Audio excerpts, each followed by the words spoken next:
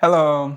So for the last month and a half, I read about seven or eight books, and I'm going to talk about them in this video. The first book is a biography on Leonardo da Vinci by Charles Nicole. I have a few Leonardo biographies. I want to read Leonardo's biographies the rest of my life because he's one of my favorite people. And I'll say that this was a pretty good book. And the parts that it excels at, it really excels at, but it's not a kind of biography that I was looking for. So this biography tells Leonardo's life through like the history of his works or his art. So for example, we'll get commentaries about who Leonardo was working for by looking at the manuscripts. Inside the manuscripts, there's sometimes these notes about which work he should complete for such and such by which date, or he'll create this kind of budget or balance inside the manuscript and that will be connected back to a particular piece of work. Or something else that will happen is he'll leave instructions inside his manuscripts, and his manuscripts will be, the instructions will be for an apprentice, and so then we'll have this conversation about which element of a work was done by Leonardo versus the apprentice. And sometimes there's a little bit of personal thought. There's some personal thoughts left behind about what he was thinking about a particular apprentice at the time or a particular patron. And so you get a lot of this. And then the book tends to focus a lot on the artworks that Leonardo left behind, like to a high level, talking about like the themes that were common throughout the artworks, what kind of motifs he painted, or what kind of styles were popular and who he might have acquired that style from. So I remember there was a lot of conversations about his master's artworks and what kind of styles those were painted in and how those translated back to Leonardo's arts. So that was probably 70% of the book. That was a big chunk of the book. If I had to compare and contrast this book to one like Walter Isaacson's book, the Leonardo biography that he wrote, I would say that Isaacson wrote about the person Leonardo, and this author, Charles, wrote about the painter Leonardo. And I actually prefer Walter Isaacson's biography more so because it has this tendency to make inferences where there's gaps that aren't necessarily evidence-based. So I remember Isaacson talked about how there was a time period where Leonardo's output of art had dropped early on in his career, and he inferred from that, on top of also this idea that Leonardo is like a pleasure seeker or he enjoys himself, so to speak, he inferred from that Leonardo didn't have the best work ethic all the time. Whereas Charles just jumps from one time period to another without going too much into like the psychology into why the output of the artworks have dropped. And so you get a less thoroughly painted picture of Leonardo the person. Although I will say with Isaacson's book, you may run the risk of having a completely fictional picture of who Leonardo is because he's making these inferences. So overall, I'd say it's a great book. And if you want to read one like biography that focuses on the art of Leonardo, I would highly recommend this book. He's really good at doing that element. But if you're looking for a book that's about Leonardo the person, I would recommend this. This next book, a Chinese Thought from Confucius to Cooking. So this is just a history of Chinese thought. And it's not the most exhaustive book out there. There's like, somebody recommended to me a source book in Chinese philosophy. That's a pretty famous book for Chinese philosophy. And then there's also this 2-volume series on Chinese philosophy. Those volumes are both like 1,000 pages. But this one is still pretty good. You still get into all the different thinkers, at least at a surface level, nothing too deep. And you go over like a wide breadth of areas that Chinese philosophy has an interest in. So for that reason, it's a pretty good book for the length that it is. Some of the ideas inside the book, I mean, the ideas are just the generic ideas you'll find in Chinese philosophy, but just to give you like a sense of how the book exposes you to Chinese philosophy, there is a lot of talk about ethical self-cultivation inside the book. And I believe in Chinese philosophy, they call it the way. And you get this debate and contrast, like these comparisons and contrasts between the different thinkers and how they think about the way. So he, for example, explained Confucius's view of the way, where ethical self-cultivation is achieved through following rituals, adhering to your social role, and giving respect to your elders. There's a lot of prescriptions that you'll get from ancient texts on how to live an ethical life or live the way. Whereas if you look at more modern Chinese philosophers, they'll say, for example, that you can't really know what is the way until you engage in a particular discipline. So what is like an ethically self-cultivated pianist or mathematician? It can only be known as a result of doing many years of piano or mathematics. So you have to live the life in order to discover the quote-unquote the way, which is a lot different than Confucius. It seems with Confucius's outlook, you can have like an a priori map of how to live a self-cultivated life. Whereas with this version, it seems there is no such thing as an a priori map, and it's got to be discovered, right? The path has to be discovered. So that's one of the debates that happens. Something else where there's a lot of debate is Wu Wei. So non-resistance or non-force is kind of what that means, like the waterway.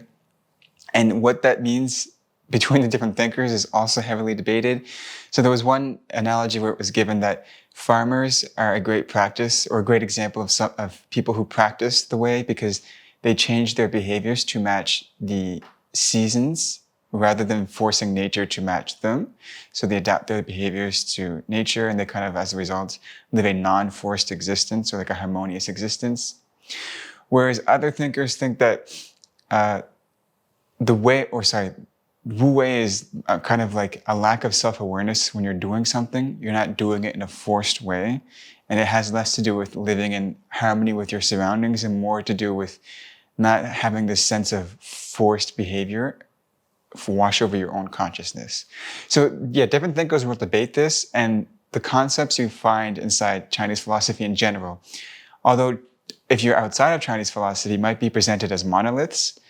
If you go into Chinese philosophy, they're actually not monoliths and they're highly debated ideas. Now, these next two books are Joseph Stiglitz's books. These were the last two books of Stiglitz that I owned. It's People, Power, and Profits and The Great Divide.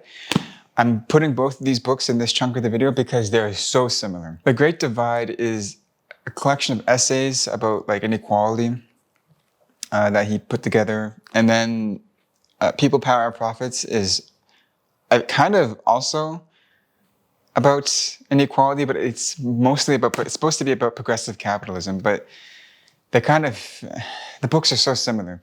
So I will say, if you're going to read Joseph Stiglitz, expect to read somebody who makes like center-left points, or you could say maybe social democratic points, to a point where it's almost stereotypical. Like if you could apply the notion of like Jungian archetypes, Stiglitz would be like almost a purebred archetype of a social democrat, which is fine. His points are actually quite reasonable, and to some extent that, I guess, indicates that he's a consistent thinker. So here are just two of the general themes you'll find inside these books. One is that markets do not ensure prosperity on their own, and that they therefore need to be regulated. So he gives examples of monopolistic abuses, where he talks about how people like Peter Thiel, Warren Buffett, deliberately try and establish companies that don't have competition, or they look for companies that don't have competition and he quotes them both saying that competition is bad for business, which is actually quite true. One of the things you'll learn if you study like Buffett investment philosophy is he looks for companies that have a high gross margin, because that suggests that they're price setters rather than takers. And as long as you're a price setter, your business operations will not be able to destroy your net profit, because you won't be subject to the booms and busts of your top end revenue. So competition is bad for business, and as a result, that encourages anti-competitive practices, he argues. Or give the example of, and when you have an endless amount of free cash flow, you can engage in things like excessive amounts of abuse for IP. So he goes over the Microsoft examples of Microsoft litigating smaller but very innovative companies into the ground because they don't want the competition. And the smaller companies obviously can't afford the legal fees. So that's something else he talks about. Another thing he'll talk about is market regulation with respect to, let's say, banks or weapons of mass financial destruction, so derivatives. And he talks about how banks didn't have a maximum amount of derivatives that they could take on before 2008. And so because mid-level managers or senior level managers get bonuses based off profitability, when the company goes under because they took on too many derivatives, it doesn't really impact them. And it seems that they're incentivized to maximize profits because they're rewarded based on profitability. And it doesn't matter, the level of risk for the business doesn't matter. They don't need to worry about stability because they're getting their payout and they can leave. So it's not an issue for them when these huge institutions are excessively risk-oriented. So he would like to see regulations there. And he doesn't like that the Glass-Steagall Act was removed as well. That's something else he mentions. And of course, now he also talks about how inequalities are unproductive, which I actually find Social Democrats don't make that point a lot. They just say inequalities are bad, but he makes the point that inequalities are unproductive. And he relates it back to education and, say, public infrastructure. So he says if you look at the tax base, the people who pay the most taxes are going to be people who are highly educated. And since the US government has a huge amount of debt, you want a larger tax base. And on top of that, when people aren't educated, they just don't have as much GDP output. They're not as productive. And if that continues on for generation and generation and generation, your tax base is just going to get worse and worse and worse. So he wants there to be better outcomes of equality for education. And I think he wants the outcomes to be at least, not like, maybe equality of outcome isn't the best. He wants equality of opportunity with the hope that the outcomes balance out later on. Something else, there's the public infrastructure thing. So he has this idea that public-private relationship is pretty much the foundation of innovation. And he gives the case example of the internet. So he argues the internet was publicly funded, and since then it's been publicly supported. Or since its creation, it's been publicly supported. And a lot of private sector innovations were dependent upon the internet. So he believes that it's not that we should get rid of private sector investment and innovation, it's that we should keep the public sector at pace with the private sector in terms of investments. So he's very much big into investing into public infrastructure because he thinks it's the result of not investing in a public infrastructure is just a lack of productivity. And these next books are fintech books. And one's embedded finance, the other one's fintech innovations, and this one's banks and fintech on platform economies, okay? Two of those books are really bad, and this one is okay. I bought more books because these ones were so bad, at least for my standards, and it actually, in my opinion, damages the Wiley Finance brand because now I'm a bit more skeptical about this brand. But that's just a side tangent. Some of the ideas inside the books are quite interesting. So one of them is the notion of the banks being unbundled by financial technology companies. So if you think about what a bank does, right? Loans, payment solutions, mortgages, sometimes health insurance, car payments. There's a lot of things that banks actually do. And what financial technology companies are doing is specializing in one of those particular things. And as a result, they can eat new market share at a higher rate. And they can even eat existing market share because they're more efficient at the service that they're providing. And so the banks are kind of being unbundled and they're no longer able to do all of these different financial solutions because they're being outcompeted by fintech companies. So that's one thing that I thought was quite interesting. Another thing that one of the authors mentions is that robo-advisors are like, the digitization of banks was completely insufficient to result in a massive innovation for banks. So if you go to like any investment sector on a bank, usually what will happen is you'll get like these questions, series of questions, maybe it's 5, 10, 15, 20 questions, and they assess your risk, like your risk tolerance, like how much risk you want to take with your investments. And then you get this sense of like, yes, my investment portfolio has been like individualized to me. But the reality is that's not what happened. There's just maybe 5 or 6 pre-designed portfolios that they funnel you into based off how you answer those questions. And so it's like the illusion of choice and the illusion of individualized investment advice. And he thinks in the age of AI that investment advice really does need to be individualized. On top of that, what's usually going to happen is if you look at something like those 6 portfolios, none of them are going to outcompete like an ETF. And so the digitization of like investment advice on banks has been really bad and hasn't kept up pace with the age of AI. And so that needs to change. I thought that was interesting. Something else that was quite interesting was the buy now, pay later financial technology companies. So basically what they do is they specialize in really, really short-term loans. So like 2 months, 3 months, sometimes a month, sometimes even 3 weeks. And those kinds of loans aren't worthwhile for banks. Like maybe just think about the level of analysis you would have to do to assess someone who you're giving a loan to. You might have to pay like an exorbitant amount just to analyze the risk level there. So what these financial technology companies do is, these buy now, pay later ones, is they specialize in really, really short-term loans that banks can't even, it's not profitable for them to give out. And so what you can do with that is you can finance things like handbags or, let's say, computer parts or consoles or anything where you think the expense would be like $200, $500.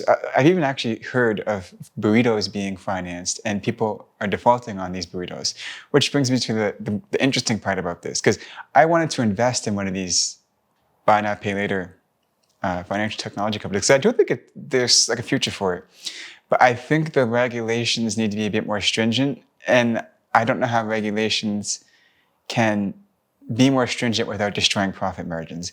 So the statistics that the book mentioned was that 30% of the people who have these buy now, pay later loans, I think it's for one company, are no longer paying them.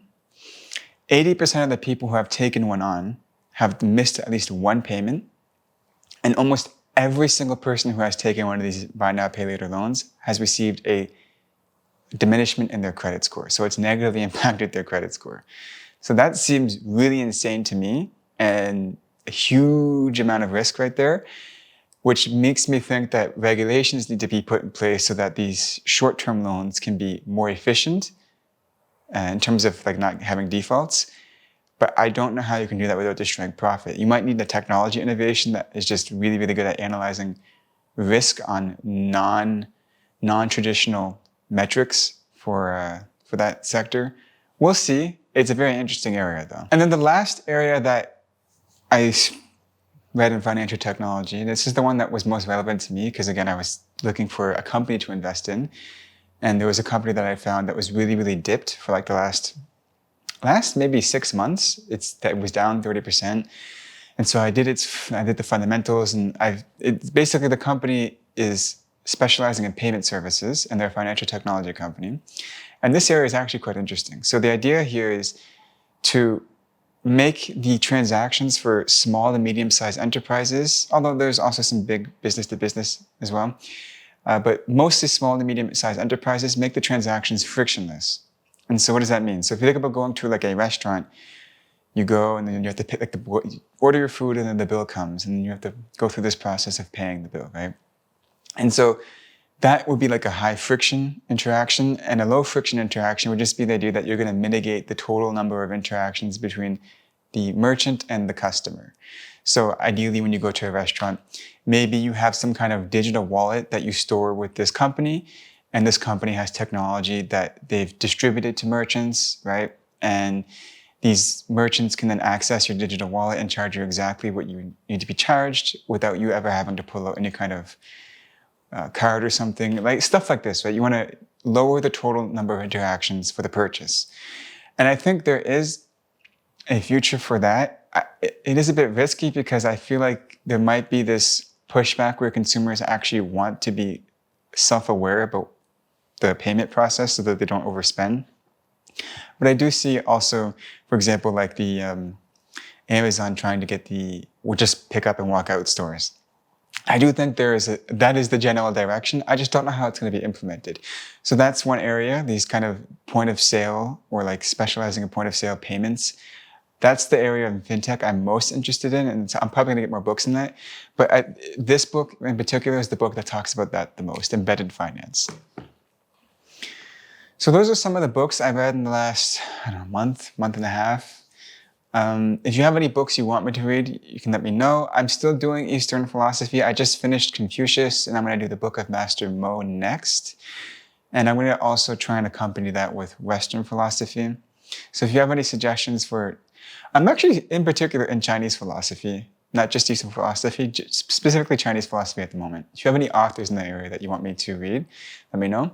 And if you have any thoughts about some of the books, especially financial technologies, that would be really great. I know there's some Routledge handbooks on financial technologies that I've ordered, so you'll see those coming in my next videos. If you have any recommendations in that subject as well, let me know. And bye-bye for now.